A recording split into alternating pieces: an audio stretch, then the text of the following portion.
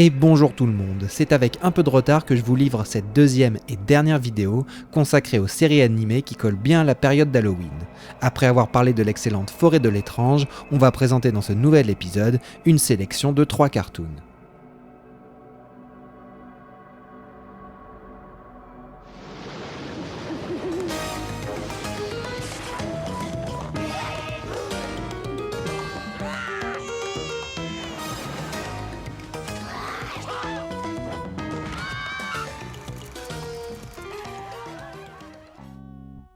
On commence avec Drôle de monstres, Are Real Monsters en version originale, une série américaine diffusée pour la première fois par Nickelodeon entre 1994 et 1997. Elle a traversé l'Atlantique pour être brièvement retransmise à la fin des années 90 par Canal+. Drôle de monstres n'est donc pas très connu en France, pourtant je suis sûr que le style de l'animation vous rappelle quelque chose. En effet, le show a été développé par les studios Kalski-Chupo, les créateurs entre autres des Razmoket et de la famille de la jungle.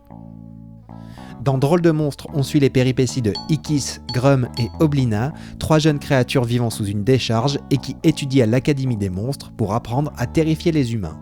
Et oui, ce pitch rappelle fortement la licence de Pixar Monstres et compagnie, et surtout Monstre Academy, le préquel sorti au cinéma en 2013. Pourtant, les deux œuvres n'ont a priori pas de lien direct.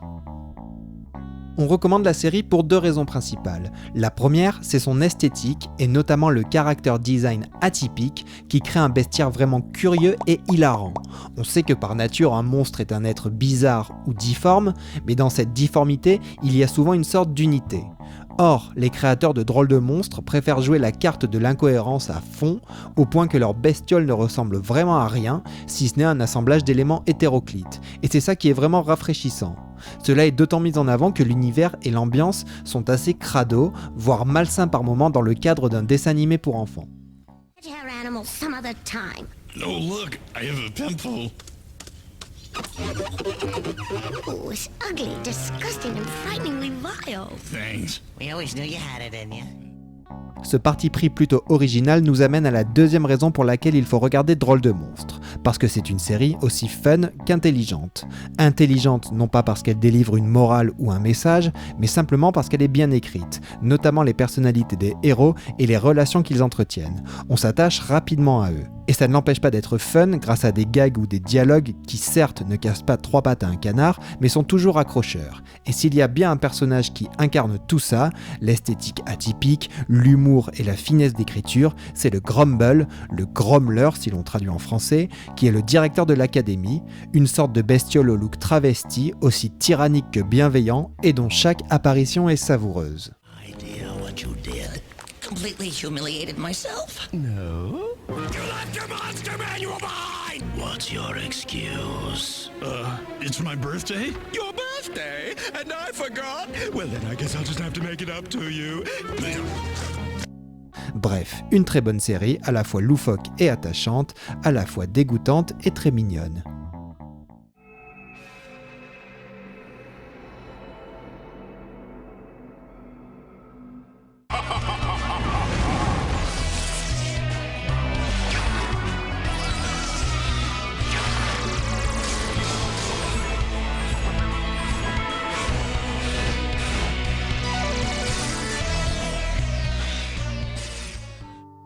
Après les années 90, on passe dans le nouveau millénaire avec une production Cartoon Network, Billy et Mandy, aventuriers de l'au-delà, ou en version originale, The Grime Adventure of Billy and Mandy. En tant que série à part entière, elle a été diffusée de 2003 à 2008, mais Billy et Mandy existaient déjà depuis 2001 en tant que mini-série au sein du programme Grime and Evil. À l'origine de ce show, on retrouve un certain Maxwell Atoms qui avait travaillé auparavant sur 2 cartoons connus en France, Cléo et Chico, ainsi que son spin-off Monsieur Belette.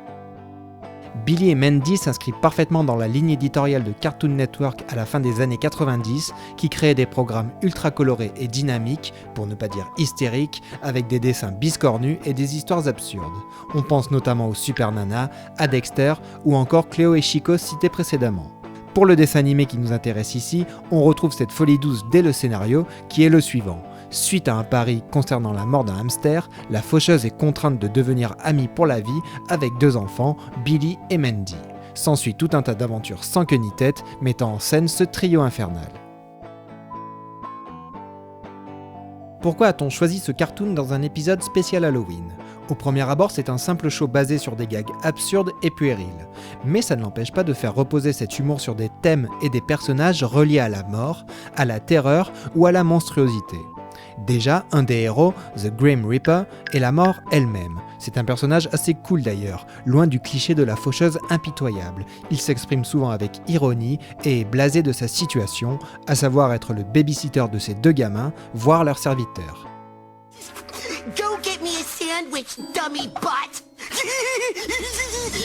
Just kidding, it's me, Billy! I jumped into Mandy's head! Fooled ya, huh? Hilarious. Now go fool somebody else. Toutes les créatures que rencontreront nos héros auront comme lui des personnalités originales, souvent plus grotesques que vraiment effrayantes. On pense à Os Delgado, le chasseur de fantômes, à Jeff l'araignée, Jack la citrouille, Fred Burger l'éléphant, ou encore Eris, la déesse du désordre et du chaos. Mais s'il y a bien un seul personnage pour lequel on se doit de regarder la série, c'est bien celui de Mandy. Like first rule, Eris. First rule, I rule. Sarcastique au possible, machiavélique et dotée d'un sacré humour noir, Mandy porte presque le show à elle toute seule. Au petit jeu des comparaisons, on pourrait dire que c'est une sorte de mélange entre Cortex, Lisa Simpson et Daria. Et son intelligence manipulatrice est parfaitement contrebalancée par la bêtise absolue de Billy, qui lui nous rappelle plutôt Beavis de Beavis and Butthead.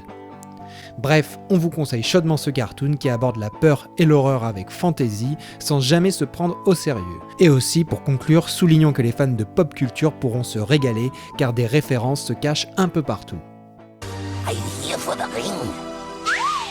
What ring?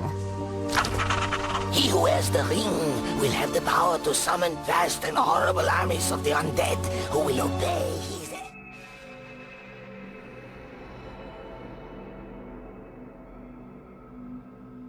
Courage, the Cowardly Dog Show! Starring Courage, the Cowardly Dog! Abandoned as a pup, he was found by Muriel, who lives in the middle of nowhere with her husband, Eustace Bay. But creepy stuff happens in nowhere. It's up to Courage to save his new home! On finit cette petite sélection avec un gros morceau, un dessin animé qui je crois a traumatisé beaucoup d'enfants, mais qui peut aussi traumatiser beaucoup d'adultes. Je parle de Courage le chien froussard, diffusé de 1999 à 2002 sur Cartoon Network aux États-Unis, ainsi qu'en France. Dans ce cartoon créé par John R. Dilworth, on suit les aventures de Courage, un petit chien rose qui doit faire face à des situations particulièrement terrifiantes, alors qu'il est lui-même très peureux. Il vit au milieu de nulle part avec un vieux couple, Muriel et Eustache. Courage le chien froussard fait partie de ces anomalies télévisuelles qu'on adore. C'est un descendant direct du Ren and Stimpy Show, ce chef-d'œuvre dérangé du début des années 90 dont on parlera ici un jour. C'est-à-dire des dessins animés percutants et ultra créatifs qu'on imagine mal réapparaître aujourd'hui. Enfin, pas sur une chaîne pour enfants. Ici, l'esprit cartoon, l'esprit humoristique est presque secondaire, ou du moins, il sert seulement à mettre en avant un univers tordu où la peur est viscérale. Prenons par exemple les innombrables cris de Courage.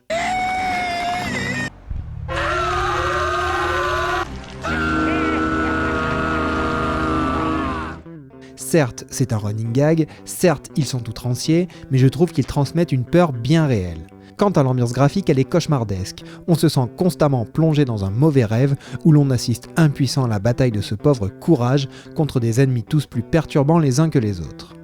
Cette idée de cauchemar est bien mise en avant par le rythme des épisodes qui se base sur la panique ininterrompue. Cela fait de Courage un personnage qui subit constamment, comme s'il était accablé d'un sort tragique. On a la musique aussi, expérimentale et angoissante à souhait. Quant au style des dessins, il appuie intelligemment sur l'aspect discontinu et arbitraire du rêve en ayant recours à différentes techniques, ce qui donne lieu à des séquences glaçantes.